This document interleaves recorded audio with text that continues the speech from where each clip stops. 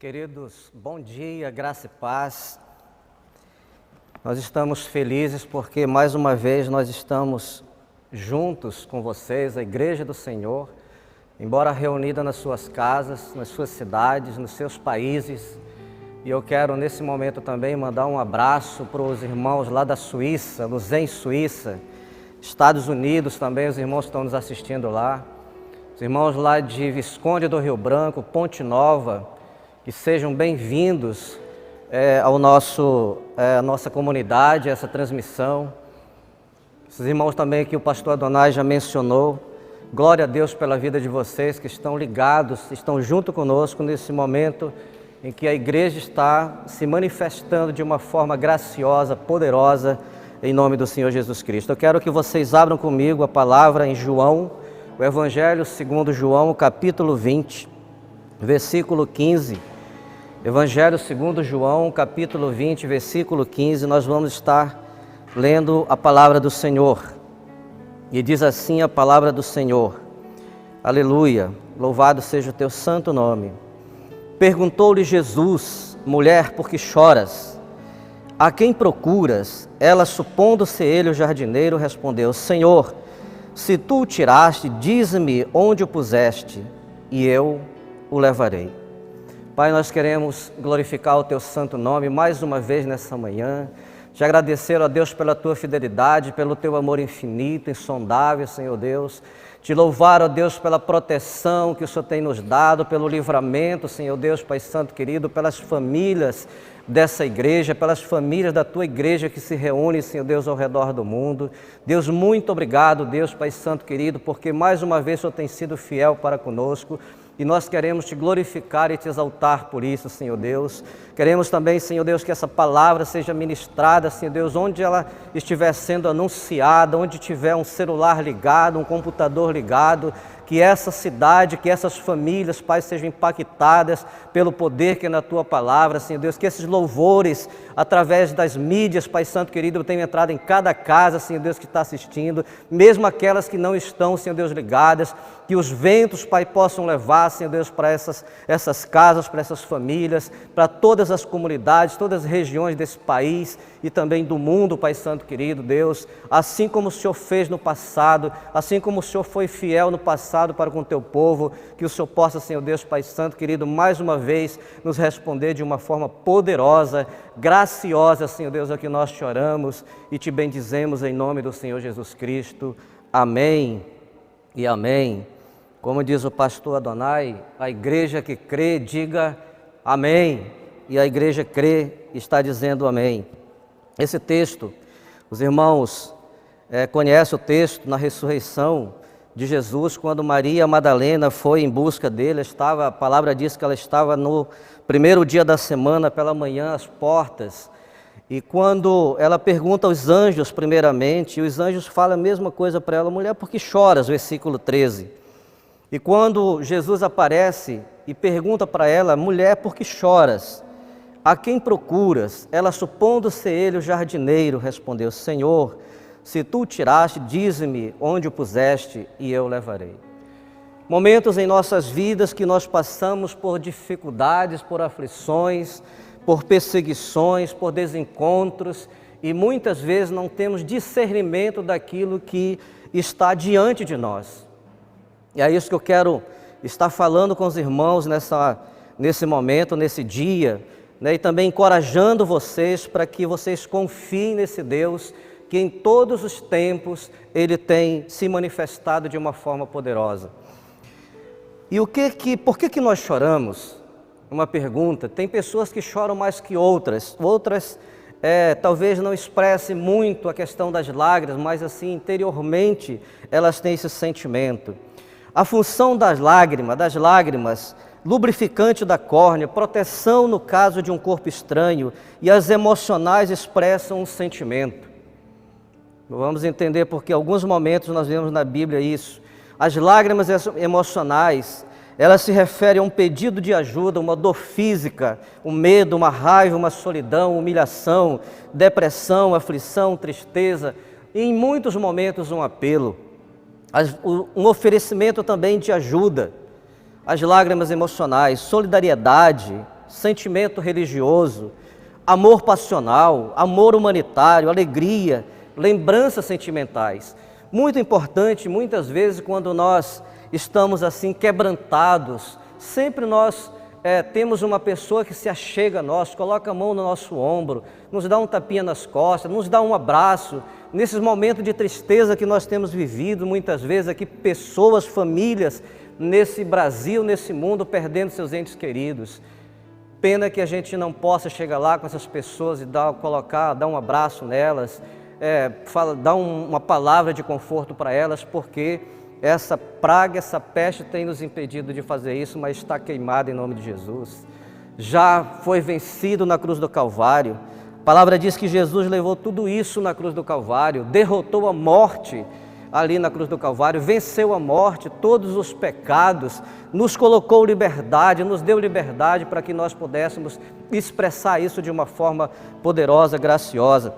O Dr. Augusto Cury, ele diz que o choro também é um fator ou tem um valor terapêutico, alivia as nossas emoções, alivia a tensão, alivia o nosso estresse e traz uma sensação de bem-estar para nós, um conforto, né, para os nossos hormônios de satisfação. E ele também diz que os homens que estão me ouvindo, eles morrem mais cedo porque eles choram menos, exceto o pastor Reinaldo, com certeza. Mas a gente tem aquela dificuldade por conta, né, daquela tradição, daquela cultura de que homem não chora, e a gente vai internalizando isso, os nossos sofrimentos, as nossas angústias, as nossas dificuldades, não expressamos isso de uma forma que as pessoas possam perceber isso, e a gente vai somatizando muito e muito, né? Mas eu creio que nesse momento, você que está nos ouvindo, possa realmente estar expressando um sentimento de graça para aqueles que estão perto de você, aqueles que estão longe também, mesmo que você não possa tocá-los, mas manda uma mensagem de conforto para aqueles que não perderam, mas tiveram pessoas próximas que perderam algum ente querido. Expresse isso de uma forma que eles se sintam confortados. E eu quero que você abra comigo também, capítulo 15 do Êxodo. Queremos ler alguns versículos, capítulo 15 do Êxodo. Abra sua Bíblia, versículo 22 a 26. A palavra diz assim: fez Moisés partir a Israel do Mar Vermelho e saíram para o deserto de Sur. Caminharam 3 dias no deserto e acharam água. Afinal, chegaram a Mara, todavia não puderam beber as águas de Mara, porque eram amargas. Por isso chamou-lhe Mara, e o povo murmurou contra Moisés, dizendo: que havemos de beber? Então Moisés clamou ao Senhor, e o Senhor lhe mostrou uma árvore. Diga comigo, árvore. Lançou a Moisés nas águas, e as águas se tornaram doces. Deus e ali estatutos e uma ordenança, e uma ordenação melhor, e ali os provou.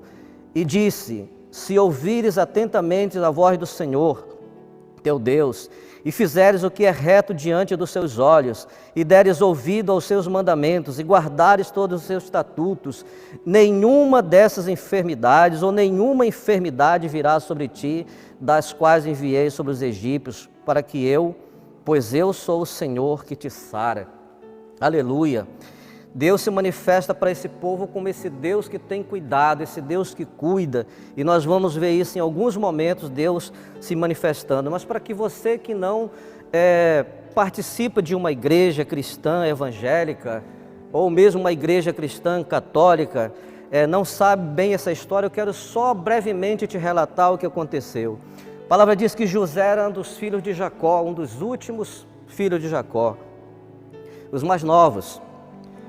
E ele era um homem sonhador, um menino sonhador, jovem, tenro, mas um menino sonhador.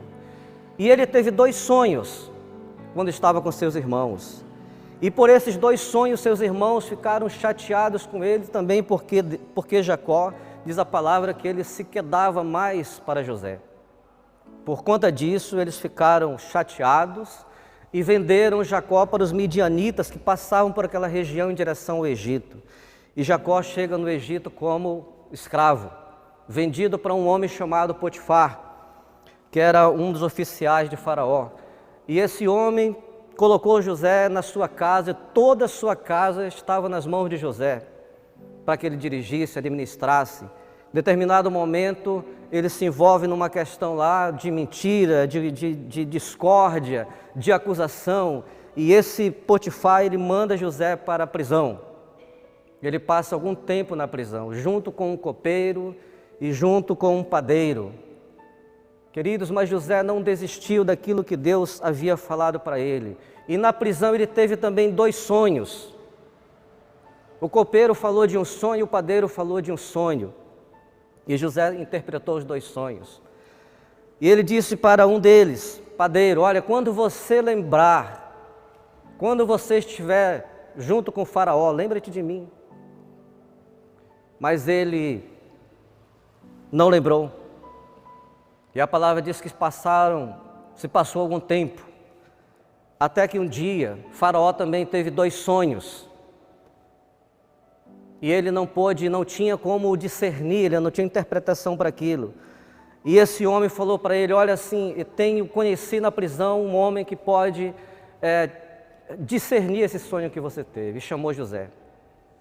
E José estava lá com o rei Faraó, e discerniu aquele sonho, dizendo que um deles eram 7 anos de bonança, outros 7 anos de muita escassez, muita fome.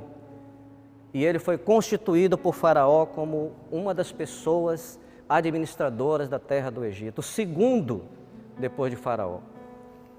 Queridos, e verdade que nesse tempo houve a bonança, 7 anos de muita fartura. E nesse ano de muita fartura, José pediu que se ajuntasse, fizesse cidades de celeiros e colocasse esses mantimentos ali para que provesse nos anos de secura, nos anos de fome e de escassez. E aconteceu também os anos de escassez. É nesse momento que a família de José, que estava em Canaã, chega para ele, buscando alimento, porque também em Canaã, em toda aquela região, havia fome, muita fome. E eles vão até José, José não se manifesta para eles, não se dá a mostrar para eles, mas José faz também Faraó conhecer que aquela família era dele. E Faraó diz para José, olha, você busca eles, traz eles para o Egito e coloca eles, eu vou dar a melhor terra, diga comigo, melhor terra. Porque Deus tem sempre o melhor para nós, igreja. Creia nisso, Deus tem sempre o melhor para nós. E eles foram colocados, assentados numa terra chamada Gósen, perto de Manassés. E aí, queridos, Deus realmente se manifestou de uma forma grandiosa para aquele povo. A palavra diz que eles cresceram, começaram a multiplicar. Foram também administradores dos bois, do gado bovino de Faraó. Eles tiveram realmente graça diante do rei durante muito tempo, mas a palavra também diz que morreu José, morreu os seus irmãos e morreu todas aquelas pessoas que foram para o Egito. E morreu Faraó também. O rei que assumiu no Egito não conhecia José, não conhecia a família de José, ele não soube daquela história. E diz que ele começou a oprimir o povo. Capítulo 2, 23, versículo 23 do Êxodo, diz que esse povo, embora tivesse morrido a família de José, e José e mais todos aqueles que vieram, eles cresceram de uma forma grandiosa. Mas eles estavam sendo oprimidos e eles choraram. Mas a palavra não diz que eles choraram porque eles não tinham forças. A palavra diz que eles gemeram. Capítulo 2, versículo 23. Eles gemeram porque não tinham força. E Deus ouviu o gemido, inclinou os seus ouvidos, baixou os céus para ver se aquilo era daquele jeito. E proveu um libertador, Moisés. E aí eu quero que vocês entendam isso. E Moisés, ele foi uma pessoa, um libertador que tirou esse povo do Egito. Ele fez grandes sinais. Começou com as pragas para que Faraó libertasse. A primeira praga começou com sangue. Havia sangue em toda a terra do Egito. Deus fez isso para que Faraó libertasse o povo, para servir ele. Havia sangue em toda a terra do Egito, exceto na terra de Gósen. Hoje nós estamos, cada um das nossas casas, cada um dos nossos lares, nos nossos ambientes, mas sabendo, queridos, que Deus está nos guardando em cada lugar que nós estamos, reunidos como família. Nesse momento você está com a sua família e você está sendo guardado e protegido. Havia sangue em toda a terra, exceto na terra de Gósen. O único sangue que havia naquele lugar era o sangue de Jesus, Cordeiro morto antes da fundação do mundo. Aleluia. Cordeiro morto antes da fundação do mundo. Ali havia. Depois houve uma praga de trevas, havia escuridão em toda a terra do Egito.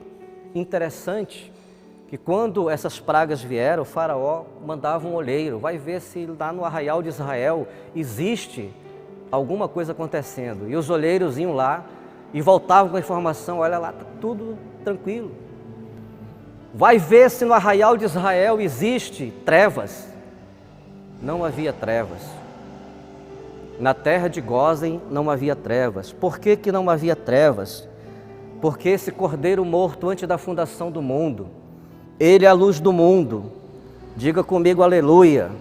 Ele é o sol da justiça, Ele é a brilhante estrela da manhã. Queridos, você serve um Deus que é infinito, é incomparável. Você não precisa temer. Você não precisa ficar desesperado por tantas informações que você recebe, por tantas informações que chegam aos nossos ouvidos, por tantas mazelas que a gente tem ouvido. Não, fica tranquilo. O Deus que livrou na terra de Gósen é o Deus que te livra na tua casa. É o Deus que te livra na tua cidade. Nós temos que crer nisso. Nesse momento também, queridos, Deus instituiu a Páscoa. Hoje é dia de ceia.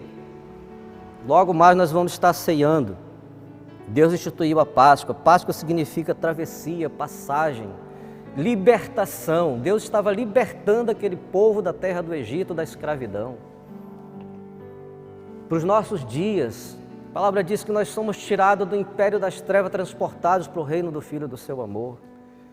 Saímos de uma confusão de pecado, de problemas, de dificuldade, de murmuração e nos deparamos com um Deus misericordioso, um Deus longânimo, que nos assegura uma nova vida, nos transforma uma nova criatura, nos faz um novo ser, uma nova criação, para que Ele seja Senhor sobre as nossas vidas. Também Deus, quando instituiu a Páscoa, Ele falou que eles pegassem fermento, pão sem fermento melhor, e ervas amargas, matassem um cordeiro, e esse sangue do cordeiro eles passassem nas ombreiras e no portal das casas. Seria um sinal de quando passasse a 10ª praga que destruiria os primogênitos, no arraial de Israel não aconteceria. Então, queridos, que esse sangue de Jesus, esse sangue do Cordeiro morto antes da fundação do mundo, esteja sendo passado nas ombreiras e no portal da sua casa, em cada casa, de cada família, de cada um de vocês que está nos ouvindo nesse momento, que sejam guardados e protegidos. Um outro fator interessante nesse texto que nós lemos, depois das pragas, esse povo, ele passou pelo Mar Vermelho a pé seco. Deus proveu o livramento para eles. Deus abriu aquelas águas para que eles passassem a pé seco. Foram milagres que eles foram vendo. Chegaram nesse lugar chamado Mara e eles murmuraram, disseram: o que nós havemos de beber? Que havemos de beber? Eles já tinham visto tantos milagres, tantos sinais, tantos prodígios. Deus proveu para eles comida no deserto. Queridos, saíram de lá com seus animais. Diz a palavra que 600.000 pessoas, mais homens e crianças, mais mulheres e crianças, caminhando pelo deserto. Deus proveu nuvem, calor para eles. Deus proveu pão, Deus proveu carne quando eles pediram. Durante um certo momento que eles estavam comendo carne, eles já não queriam mais carne, agora já estavam com saudade de pepinos, de alhos, de cebola, se tornaram vegetarianos. Eles não olharam para isso. Diante de uma coisa tão pequena, 9 dias de caminhada pelo deserto até aquele lugar chamado Mara, eles não morreriam. Mas eles murmuram, eles choram, eles lamentam, eles praguejam, eles acusam Moisés. Porque nos tiraste do Egito, deveríamos ter ficado lá para nos matar nesse lugar. Diga comigo, árvore. A palavra diz que Deus orientou que Moisés pegasse uma árvore, versículo 25, e jogasse naquelas águas. Queridos, árvore tem um sentido muito interessante para a gente. Foi numa árvore que entrou um pecado, através de uma árvore que entrou o pecado no mundo, quando Adão e Eva comeram do fruto daquela árvore do conhecimento do bem e do mal. Foi através também de um madeiro, de uma árvore, que Eliseu fez flutuar aquele martelo que caiu nas águas. Foi através também de uma árvore que Zaqueu se fez conhecido a Jesus. Foi através de um madeiro que Jesus Cristo redimiu os nossos pecados, nos trouxe salvação. Foi no madeiro. Também foi no madeiro que Judas se suicidou. E isso tem um significado tremendo para nós, queridos. Mas essas águas se tornaram potáveis. Versículo 25. Um outro fator interessante, versículo 26, Deus dá estatutos e ordenanças e se declara o povo como Jeová Rafá, o Deus que cura. Queridos, Ele cura de enfermidade, cura de pecado e Ele cura, ou seja, Ele salva você para a eternidade. Não simplesmente a cura física, talvez a cura emocional, mas a cura também para a eternidade. E Ele fala, primeiro momento, eu sou Deus que te sara, não temas. Nós vamos ver que Deus tem sempre um imperativo para as nossas vidas, não temas. Eu quero que você abra comigo Lucas, Evangelho segundo Lucas, capítulo 7. Aleluia. Evangelho segundo Lucas, capítulo 7, versículo 11, diz assim a palavra do Senhor: Em dia subsequente, dirigia-se Jesus a uma cidade chamada Naim, e iam com ele os seus discípulos e numerosa multidão. Como se aproximasse da porta da cidade, eis que saía o enterro do filho único de uma viúva, e grande multidão da cidade ia com ela. Vendo-a, o Senhor se compadeceu dela e lhe disse: Não chores. O imperativo: não chores. Diante de tantas aflições que nós temos passado, as famílias têm passado muitas vezes, numa palavra: não chores. Eu me compadecerei de ti. Eu vou te ajudar. Em seguida, a palavra diz que ele tocou naquele menino, ordenou que aquele menino, chegando-se, versículo 14, chegando-se, tocou o esquife, parando os que o conduziam, disse: Jovem, eu te mando, levanta-te. Outro imperativo. Nós estamos sempre cercados de imperativos de Deus, dizendo coisas para nós, tipo, muitas vezes ele se deparou com aquelas pessoas falando assim: olha, vai, não peques mais, para que não te suceda coisa pior. Alguém te acusou? Não, Senhor, eu também não te acuso. vá e não peques mais. Não peques mais. Sempre o Senhor está nos colocando o imperativo para que nós tenhamos graça diante dEle. E eu quero compartilhar uma história, queridos. Assim como essa mulher viúva, que com certeza perdeu a sua fonte de subsistência, que era aquele filho, Deus restaura. Jesus restaura aquele filho para ela, devolve aquele filho. E ele fala para aquela mulher que ela não chorasse, porque ele se compadeceu. Eu vou cuidar de você. Diante dessa circunstância, eu vou cuidar de você. Eu tenho uma história aqui perto de nós, vocês que estão presentes aqui conhecem. Quando essa mulher era apenas uma menina, chegou em Viçosa, ela tinha apenas 21 anos. Apenas 21 anos. Chegou com uma grande responsabilidade de pastorear mulheres mais velhas, que tinham idade de ser mãe. E ela aceitou esse desafio. Mas no decorrer do ministério, e o ministério não é fácil, pastor Donai. Às vezes a gente recua para a gente enxugar as nossas lágrimas. Diante dessa pressão, diante dessa cobrança, diante de tantas coisas que ela se viu, com certeza as lágrimas vinham, o choro vinha. Mas Deus falava para ela: não chores. Diante dessa situação, ela ia aos pés do Senhor,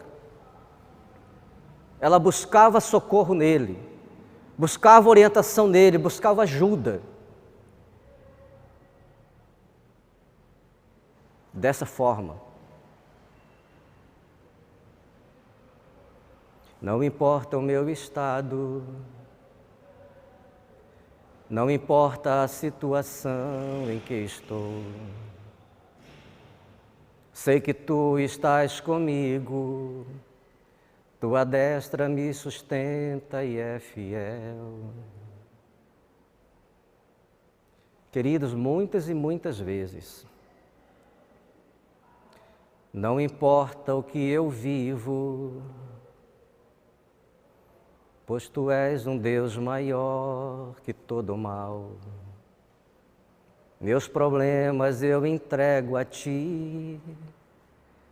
Muitas vezes. Ouça, ó Israel, ouça e viva pelos preceitos meus. Ouça, ó Israel,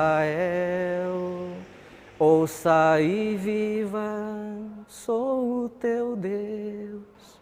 Essa era a resposta. Quantas vezes cada um de nós tem buscado o Senhor, tem procurado socorro nele, as nossas orações, e o Senhor nos responde. Passou, os dias passaram, a vitória veio, a confirmação veio, o reconhecimento veio. Queridos, Deus está sempre preocupado com as nossas vidas. Abra sua Bíblia comigo, João, Evangelho segundo João, capítulo 11, versículo 40. Evangelho segundo João, capítulo 11, versículo 40. Diz assim a palavra do Senhor. Respondeu-lhe Jesus: não te disse eu que se creres verás a glória de Deus? Ele disse isso para Marta, para Maria, as duas irmãs. Versículo 21, quando elas mandaram avisar o Senhor Jesus que Lázaro estava enfermo, lá logo no primeiro versículo. E os comentaristas falam que Jerusalém de Betânia estava 3 quilômetros, muito perto. Ele demorou 4 dias. Mesma coisa aconteceu com o Jairo, ele mandou dizer, falou para o Senhor pessoalmente que a filha dele estava enferma. Ele disse que ia à casa de Jairo. Demorou algum tempo. Nesse período ele cura uma mulher de fluxo de sangue. Quando ele se aproxima da casa de Jairo, vem alguém e fala assim, olha, não incomodes o mestre, tua filha morreu. O que ele fala para Jairo? Não temas. Outro imperativo. Ela não morreu, ela vive. Se tu creres, ela será salva. Crê somente e ela será salva. Elas disseram para ele, Senhor, quando ele aparece, versículo 21, se estiveras aqui, não teria morrido meu irmão. A cada afirmação de Jesus, se você ler o capítulo inteiro, Jesus falava que ele era a ressurreição e a vida, que ele havia de ressurgir, mas elas sempre diziam, Senhor, nosso irmão morreu. Por que o Senhor não veio antes? O que você faria, o que eu faria? O que Jairo faria? Será que ele acusou Jesus de ter demorado, de negligência? Por que o Senhor demorou? Será que elas pensaram a mesma coisa de Jesus? Olha, nós mandamos chamar você há 4 dias atrás, por que só agora você se apresentou? Muitas coisas passam em nossa cabeça e nosso coração, dúvidas, incredulidade. Muitas vezes nós queremos retroceder por conta de uma situação. E ele fala assim, olha, não te disse? Se tu creres, verás a glória de Deus, da mesma forma que o povo quando saiu do Egito. Deixa eu só relatar algumas coisas que ele lembrou Maria. Curou um leproso, curou um cego de nascença, curou um paralítico, libertou um jovem possesso, uma mulher encurvada, a mulher do fluxo de sangue, transformou água em vinho, perdoou a mulher adúltera, comeu com pecadores, multiplicou pães e peixes, ressuscitou o filho da viúva de Naim e a filha de Jairo. Todos esses eventos, Marta e Maria com certeza sabiam, conheciam.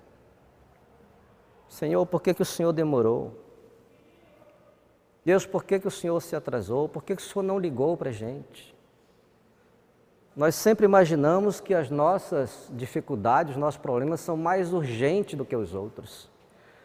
Nós sempre achamos que Deus, Ele demora demais a responder. E elas estavam nessa situação. Assim como aquele povo que saiu do Egito, viram aqueles milagres diante de pouca coisa, eles realmente clamaram, murmuraram. Capítulo 14 de Números, fala que eles choraram mais uma vez. Quando eles souberam da notícia que havia gigante naquela terra que eles haviam de possuir, eles murmuraram, eles se esgoelaram, eles quiseram outra vez atacar Moisés, que constituísse ali um capitão para voltar para o Egito. Deus está te falando nesse dia, que você olhe para trás, veja de onde você saiu, o que Deus fez por você, quantos milagres Ele já operou na tua vida, quantos sinais. Às vezes a gente ouve pessoas falando assim, eu não vejo milagre. Nesse lugar, eu já vi pessoa com diagnóstico de câncer, urinando sangue 2 meses. Depois de uma oração, o sangue cessou. Foi para o médico, não era um cristão, não é um cristão até hoje. Foi para o médico, fizeram os exames, zerado. Pastor, nunca vi paralítico andando. Nessa igreja teve uma irmã idosa que usava muleta há muitos anos. Não tinha como andar. Foi para o encontro. Num determinado momento de ministração, ela jogou a muleta fora, anda até hoje. Pastor, nunca vi surdo ser curado. Fizemos um encontro aqui perto, Nova Era, no colégio. Quando alguém estava cantando lá, os irmãos cantando, de repente entra o senhorzinho lá, começa a pular no meio do povo que estava louvando. O pastor Marcos mandou parar, foi ver, perguntar o que o moço tinha. Ele há muito tempo não ouvia, estava surdo. Pastor, eu não vejo milagres. Olha para a sua vida, queridos. Olha ao seu redor. Eu creio que Deus tem nos livrado dessas mazelas, dessas pragas que tem assolado e vai continuar nos livrando. Todos os locais onde nós passamos, o Senhor tem estado conosco. Por que Maria não reconheceu Jesus? Uma vez eu me perguntei isso. Olha, ela andou 3 anos e meio com Jesus. Maria Madalena, ela foi liberta de espíritos malignos. Ela esteve lá, imagina-se que ela esteve lá naquela casa de Simão, quando ela unge os pés de Jesus. Sabia muito bem, conhecia muito bem, talvez até o cheiro de Jesus. Ele havia falado para todos eles que ele ressurgiria naquela manhã do 3º dia. Ela acreditou, mas ela não reconheceu. Por que será que ela não reconheceu? Por que será que Jesus fala para ela assim, olha, não chores. Mulher, por que chora? Em muitos momentos, o choro, segundo os estudiosos, além de ele embaçar a nossa visão, ele realmente faz com que os nossos olhos fiquem inchados. Ele tira o nosso raciocínio lógico e de repente a gente olha para uma situação e a gente não vê saída. Está diante de nós. Moisés, que havia feito tantos milagres, estava diante deles. O choro impedia que eles vissem o milagre, que olhassem para Deus, discernissem que Deus havia feito tantos outros.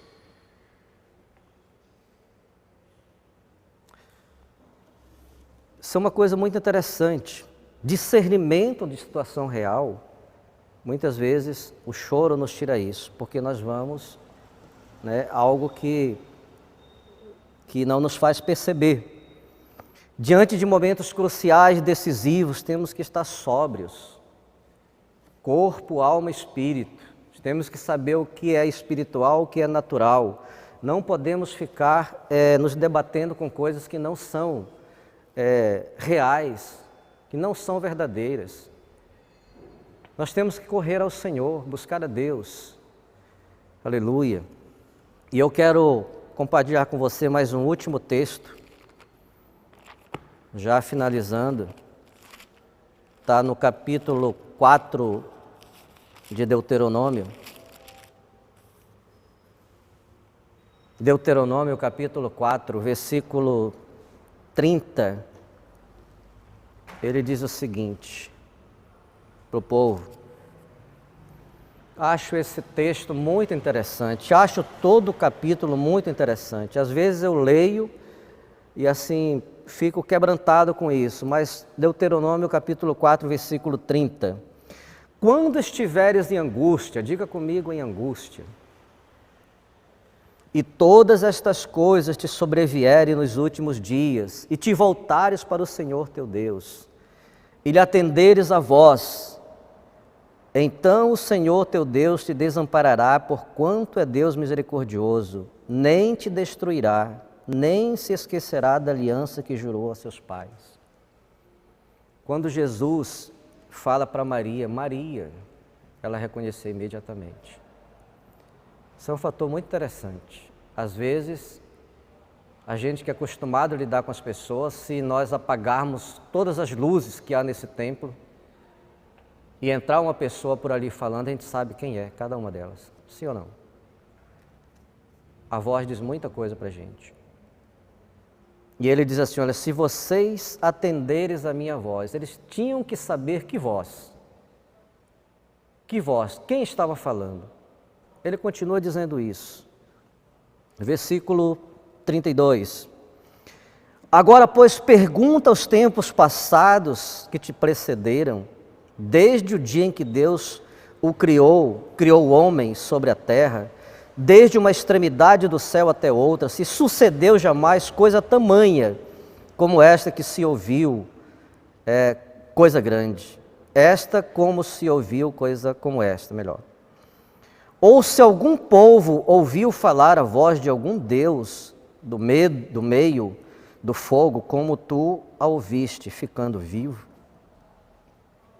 Ou se um Deus intentou ir tomar para si um povo do meio de outro povo, com provas, e com sinais, e com milagres, e com peleja, e com mão poderosa, e com braço estendido, e com grandes espantos, segundo tudo quanto o Senhor vosso Deus vos fez na terra do Egito, aos vossos olhos. A ti te foi mostrado para que soubesse que o Senhor é Deus, e nenhum outro há senão Ele. Nenhum outro há senão Ele. Queridos, não há na história nenhum relato de um Deus, exceto esse que nós servimos, que foi tirar o seu povo do cativeiro com um braço forte. Pode buscar na literatura.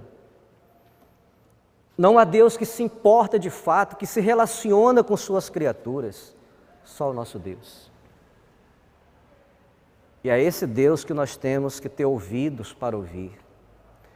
É esse Deus que nós temos que acreditar nas suas promessas, nos seus pactos, nas suas alianças, seus estatutos e ordenanças, nos seus oráculos, juízos, mandamentos, estatutos.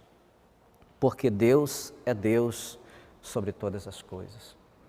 Aleluia, queridos. Deus abençoe os irmãos, Deus abençoe a sua igreja.